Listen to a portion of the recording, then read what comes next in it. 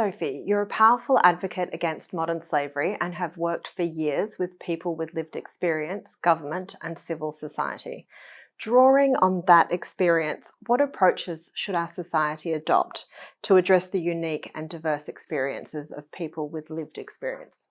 So, one, I think the first thing that we have to recognize is that modern slavery is a complicated issue, which means it's connected to so many things, right? And I think for the longest time as a sector, what we've done is allowed that complication to put us in a silo instead of actually opening opening it up for us to invite other people who deal with similar issues or issues that are adjacent to this to actually work together.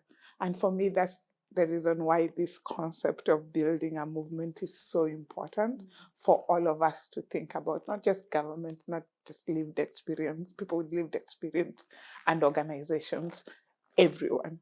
And I think if we think about the role of movements in general, then it's quite easy for us to understand the role of people with lived experience. I think the reason why we are really, as a sector, we've struggled with the role of people with lived experience is because we are not seeing them in the concept of a movement. And it's easy. As soon as we all agree that we need a movement to address this issue, then the next thing that we will all agree with is that movement needs to be centered and needs to be led by people with lived experience. And that then takes us to a series of other decisions and other things that make it easier to see what those threads of connection are. Like one, we as soon as we say people with lived experience at the center, we recognize that a majority of them are women and girls. So that means that we need to question why women and girls are the ones who are most vulnerable.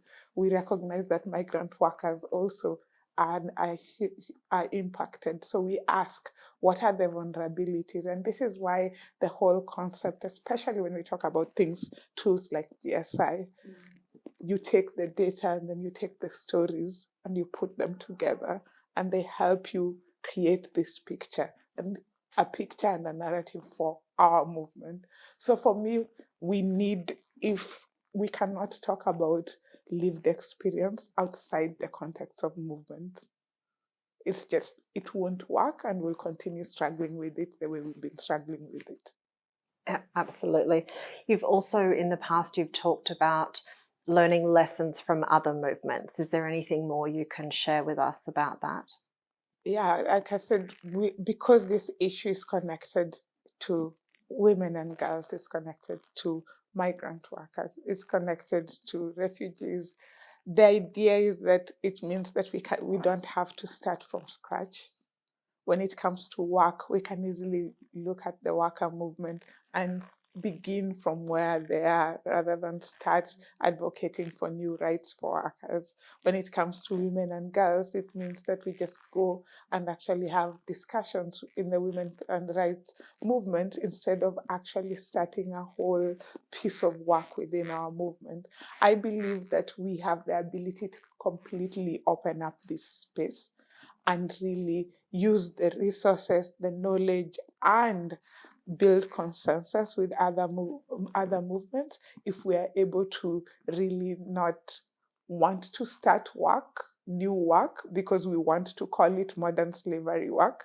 And I feel like that's the thing. It's so important sometimes for our space. It's so important for work to be called modern slavery work rather than the impact, the material benefit to people who've been impacted by this issue. I've been in situations where I know for a fact that using policy that is focused on women and girls will expand the rights of a survivor rather than using modern slavery policy. And it feels bad as someone who works actively in this space, right? But the reality is that if you look at most of our policies and you question, like, what is the material benefit those policies are bringing to people with lived experience, you find out that most of the time the material benefit is not that big. So why should, if we are centering people with lived experience, it makes sense that we move to other spaces where their rights are expanded, where we can be able to advocate more. So for me, the idea of cross movement work is not just, apart from building consensus, apart from ensuring that we are learning, it's also the material benefits to the people impacted. Our space is quite new, our policies are quite new, and at the end of the day, there are policies that have been used in the past that get material benefits to the people impacted by these issues. So let's prioritize that and let's build partnership. So this is why I'm excited about the new strategy that we have at the Global Fund to End Modern Slavery, which is focused on those two things: movement building and advocacy. Movement building that is focused on lived experience and working across movement, and advocacy that is truly educated by movements, right? We don't just want to advocate for modern slavery policy. We truly want to advocate for policies that the movement thinks will expand the rights of the people most impacted. Yes, I completely agree. I think it's quite strategic to approach it that way. And we often talk about modern slavery as not something that occurs in isolation and therefore shouldn't be addressed that way. So that's a really powerful way of moving forward. Yes, I think that I just think that, especially with where the world is right now, we're just in a really sensitive time where most of us who identify, at least who came into this work, and this is the thing, most of us who came into modern slavery work joined it first as human rights activists.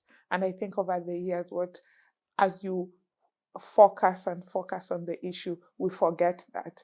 We forget that the reason why we were passionate about this issue in the beginning was because we were passionate about the rights of people. So it was always about people first before the issue. And right now, we cannot, as a world in general, afford to, be in our different silos, like where every single thing we know is being questioned about human dignity. And it makes sense that all of us learn and go back to our roots. And I believe that this whole concept of, building and working across movements also just takes us that to a place of healing as humanity, where we are thinking about human dignity and human rights first before we move to the specific issues. We often talk about the fact that everybody has a role to play in ending modern slavery, and we usually focus on the role of government and business. What do you think is the role of faith in addressing modern slavery? So faith is a double-edged sword in the concept of addressing modern slavery. And this is mainly because it can be used both for good and it can be used for bad. I'll start with bad. With the rise in prosperity gospel and in people wanting to, to make it at all costs, what I've seen and my experience in the past was that a lot of recruitment was done in church, because it's easy for an agent, it's easy for someone who's recruiting to come to a church and recruit, and for people to be ready to go because they believe that God has answered their prayer. Or this is the ticket to the prosperity that, a religious leader was preaching about. That's one way. People just don't really criticize things a lot, especially when they're in church, because you are vulnerable. You believe you're in a safe place. You don't imagine someone is coming to harm you when you're in church. And recruiters and people who want to harm people use this. They use safe spaces to access vulnerable people. So that's definitely something to think about. On the positive side, is that most churches are fast responders when it comes to responding to survivors and to people with lived experience when they come back. And most communities see religious leaders as people they can trust, as people they can seek advice. So when something wrong is happening in a community, most of the time religious leaders would be among the first people to know about it before even uh, law enforcement. So equipping religious leaders and people of faith with information to be able to handle a crisis like that, to respond effectively, becomes increasingly important. Most people will tell you that the first time something happens to you and you report it to someone, their response really determines your trajectory as far as healing is concerned. Survivors need to be believed, they need to be offered support. So it's extremely important that people of faith, when responding as first responders, have the right information to believe and to act in good faith. Sometimes they do, sometimes they don't.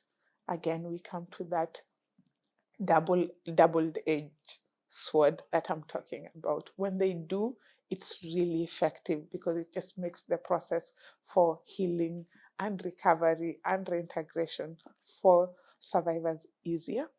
When they don't, it becomes really difficult for these people to get help, for people to get help. The other role that faith and religion plays is long-term support and empowerment, which is something I'm very passionate about. We cannot, talk about rehabilitation and talk about supporting people with lived experience without thinking about how they are going to be in communities in the long term. And religion plays a huge role. It plays a huge role on reintegration. It plays a huge role on how they're accepted. It plays a huge role on addressing the issue of stigma in communities in the long term. These are not roles that NGOs or government or anybody else can be able to play. It's not easy to play that role where you actually make people get accepted. But religion and people of faith have the power to actually fight long-term stigma and provide a social support system for long-term recovery for survivors in community. That's why they play a significant role in that. I'll say this again, pulling just from my personal story and from my personal experience. Those of us who've been abused in the context of family, you lose your whole family as a result of abuse, and you end up being a social orphan. And most people find a sense of family and a replacement for the families they've lost in churches, in communities, in churches. So we can't take advantage, we cannot think that this is a small thing just because it's not small, especially for people with that specific kind of experience, that then church becomes family for those people. What is one action that you want those in positions of power to take to help end modern slavery? The one action I think everyone can be able to take right now is be aware and then ask themselves in my position, what can I be able to do? And I believe that looks different for everyone. So the main thing would be, how are you increasing your awareness about this issue to be able to act now?